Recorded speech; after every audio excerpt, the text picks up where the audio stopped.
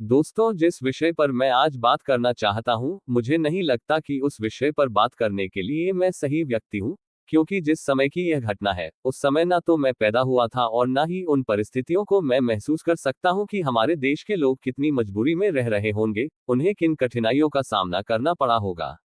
आज का विषय है आजादी। दोस्तों, मैं इस विषय पर इसलिए बात कर रहा हूं क्योंकि पिछले कुछ समय से मैं ये देख रहा हूं कि जिन लोगों की वजह से हमें आजादी मिली, आज वही लोग आलोचना का शिकार हैं। कोई गांधी जी को दोष देता है तो कोई आरएसएस को। लेकिन सच्चाई यह है कि आजादी किसी एक व्यक्ति की चाह या प्रयास से नहीं मिलती, यह एक पूरी टीम के सामूहिक प्रयास से मिलती है। जब हम आजादी की बात करते हैं तो हमें ये भी याद रखना चाहिए कि जब अंग्रेजों ने हमें गुलाम बनाया था, तब उन्हें गुलाम बनाने देने में भी सिर्फ बाहर वालों का हाथ नहीं था। हमारे अपने देश के लोग भी थे जिन्होंने उनकी मदद की थी।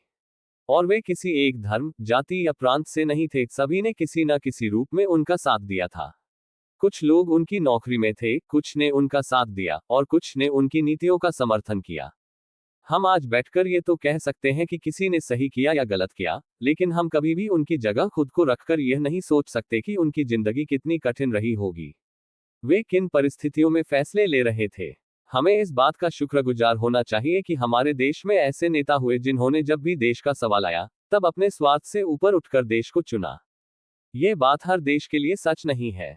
हमारे पड़ोसी देशों या फिर अमेरिका जैसे देशों में कई बार देखा गया है कि वहां के नेता अपने देश से पहले अपने हितों को देखते हैं। यह सही है कि आज हमारे देश में भ्रष्टाचार अपने चरम पर है। मीडिया, राजनीति और बड़े उद्योगपतियों का गठजोड़ खुलकर सामने आ चुका है।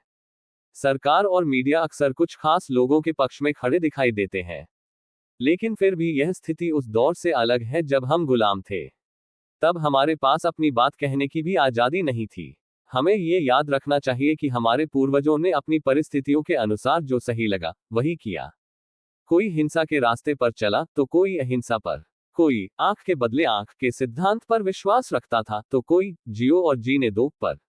इसमें न तो कोई पूरी तरह सही था और न ही पूरी तरह गलत, क्योंकि हर व्यक्ति की सोच और परिस्थितियां अलग थी।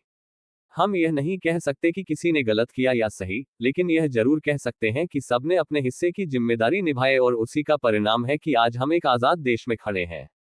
अब जरूरत इस बात की है कि हम अतीत की बहसों में उलझने के बजाय भविष्य की दिशा में सोचें। हमें यह सोचना चाहिए कि अब समय आ गया है कि हम अपने संविधान को आज के भारत के अनुरूप देखें। जो संविधान आज से कई दशक पहले लिखा गया था, वह उस दौर की परिस्थितियों के अनुसार सही था, लेकिन आज भारत एक विकसित और डिजिटल युग में प्रवेश कर चुका है। आज की पीढ़ी को चाहिए कि वह एक नई सोच के साथ आगे बढ़े और ऐसे संविधान की रूपरेखा पर चर्चा शुरू करे जो समानता, न्याय और जवाबदेही को और मजबूत बनाए। ये सिर्फ कागजी बात न रहे, बल्कि हर नागरिक तक इसका प्रभाव पहुंचे। इसलिए दोस्तों, मेरा मानना है कि हमें ये बहस छोड़ देनी चाहिए कि हमें आजादी किसने दिलाई, बल्कि हमें उनका आभार मानना चाहिए जिनकी वजह से हम आज स्वतंत्र हैं।